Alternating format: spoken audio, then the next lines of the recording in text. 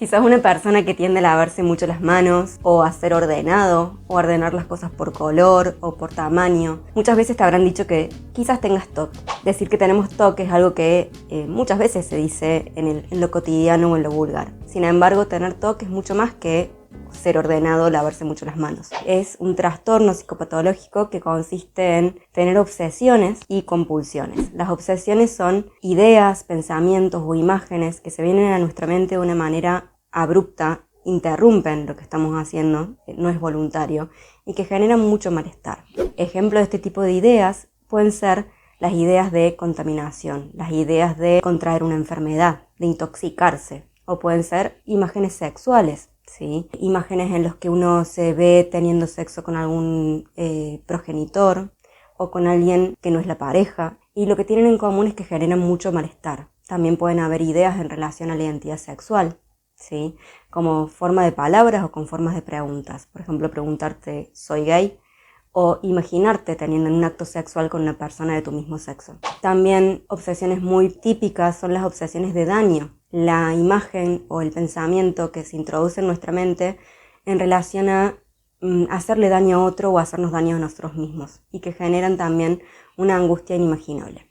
Este tipo de obsesiones tenemos que diferenciarlas de lo que son las intrusiones. Intrusiones tenemos todos los seres humanos. Intrusiones que pueden ser ejemplos de lo que les he dicho recién. La diferencia entre una intrusión y una obsesión es que no se presenta de manera repetitiva y no genera el malestar que genera una obsesión. Entonces, si alguna vez has pensado o has tenido alguna imagen de las que acabo de decir o alguna idea de las que acabo de decir, no necesariamente quiere decir que esto sea una obsesión. Las obsesiones van de la mano de las compulsiones. Las compulsiones es lo que una persona hace para tratar de aliviar el malestar que le genera la obsesión. Uno puede tratar de no pensar en lo que está pensando o puede tratar de neutralizar esa obsesión a través de una conducta, que puede ser una conducta motora o puede ser una conducta mental. Entonces, por ejemplo, a una persona que le parece la imagen de ser una imagen homosexual, por ejemplo, de teniendo relaciones con una persona de su mismo sexo, puede tratar de neutralizar la imagen formando una visualización teniendo relaciones con una persona del sexo opuesto. O una persona que tiene mucho miedo a contaminarse puede lavarse las manos de manera repetitiva y reiterada, y con cierto ritual también, por ejemplo, de una determinada forma siempre, y si no lo hace bien, pueden tener la necesidad de volver a empezar. Esas son las compulsiones. Otras personas en las compulsiones mentales pueden rezar o pueden hacer una visualización que contrarreste la obsesión, o incluso podrían contar o tratar de resolver esta imagen o esta obsesión de las maneras más raras, ¿sí? Las personas se dan cuenta que lo que hacen para aliviar su malestar no tiene sentido, pero se genera esta asociación mágica en la que necesitan hacerlo para sentirse mejor. Entonces, el trastorno obsesivo compulsivo es mucho más que ser una persona ordenada, que le guste tener las cosas brillantes en su casa, o que les guste la limpieza, ¿sí? O que sean personas perfeccionistas. El trastorno obsesivo compulsivo realmente es una situación que genera mucho malestar en las personas que lo sufren y genera mucha vergüenza, por lo cual hacen que consulten de una manera muy tardía. Imagínense una persona que piensa que, por ejemplo, tiene obsesiones sexuales en relación con su madre o con su padre, y que contar esto le produce un malestar tremendo porque empieza, ¿qué clase de persona soy si yo estoy imaginándome esto? ¿Es que acaso quisiera tener sexo con mis padres? Y empiezan a preguntarse muchas cosas que generan malestar, generan vergüenza y distancian mucho el tiempo de consulta, generando que estos patrones se afiancen en la persona y el cuadro se hace cada vez más severo. Entonces, dar a conocer el tipo de síntomas que puede tener una persona con TOC también va a ayudar a que las personas que sienten este tipo de problemas, por ejemplo, otra obsesión muy típica y que da mucha vergüenza es el de hacer daño a otro o el robar, estar en una tienda y pensar que han robado, lo cual conlleva la compulsión de tener que chequear varias veces si realmente no se han llevado ese producto que se les vino a la cabeza que iban a robar. O en otra ocasión el hacer daño a otro, digamos, ir en el auto, por ejemplo, y pensar que se le venga la idea intrusiva, obsesiva, de que han hecho daño a un peatón. Entonces necesitan dar la vuelta varias veces, incluso para corroborar que no hay ningún herido en la calle. Como dije, todas estas cosas llevan mucho malestar y mucha vergüenza y hacen que la persona dilate el momento de la consulta. Esto que genera tanta vergüenza y tanto malestar hace que las personas tarden en consultar aproximadamente 10 años. Una persona que llega a consulta con un diagnóstico de trastorno obsesivo compulsivo por lo general han pasado 10 años o más del inicio de los síntomas. Los síntomas en el TOC generalmente comienzan en la adolescencia o en la adultez temprana. Es infrecuente en niños, pero muchas veces podemos rastrear sintomatología obsesivo-compulsiva desde la niñez. Es un trastorno crónico, esto quiere decir que es una condición que acompaña a la persona durante toda su vida, que se acentúa en momentos de estrés. Este es un trastorno crónico y fluctuante. Esta condición acompaña a la persona durante toda la vida, con momentos en los que hay picos de síntomas que generalmente se asocian a momentos de estrés. Los síntomas pueden ir variando. Entonces hay momentos en que los síntomas no son tan perturbadores para la persona. Por ejemplo, una persona que debuta con síntomas de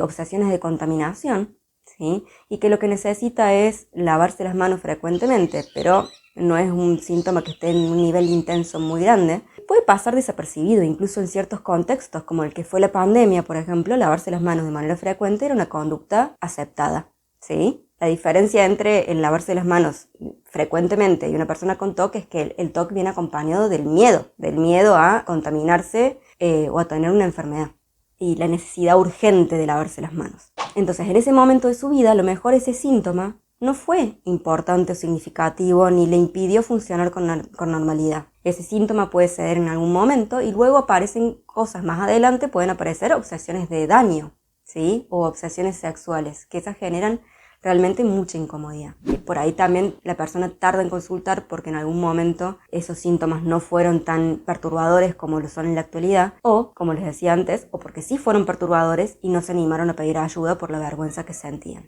Afortunadamente existen tratamientos basados en evidencia para el trastorno obsesivo-compulsivo. Estos tratamientos basados en lo que es la terapia cognitivo-conductual son altamente eficaces. Pueden ser acompañados en casos, es necesario acompañar de tratamiento farmacológico, eso se evalúa caso a caso, pero en la cuestión del tratamiento psicológico lo que es muy importante hacer con una persona que tiene TOC y cuál es nuestra herramienta, nuestro caballito de batalla, es la exposición con prevención de respuestas. Es muy importante enseñarle a la persona que padece TOC a exponerse a estas ideas intrusivas, obsesivas y que generan tanto malestar sin hacer la compulsión, el ritual que están acostumbrados a hacer. Entonces vamos acompañando, diseñando el tratamiento, siempre de mutuo acuerdo con el paciente y en distintos niveles de intensidad para que se anime a hacer esta exposición e ir pudiendo afrontar sus miedos. Además, es importante trabajar con lo que son los pensamientos.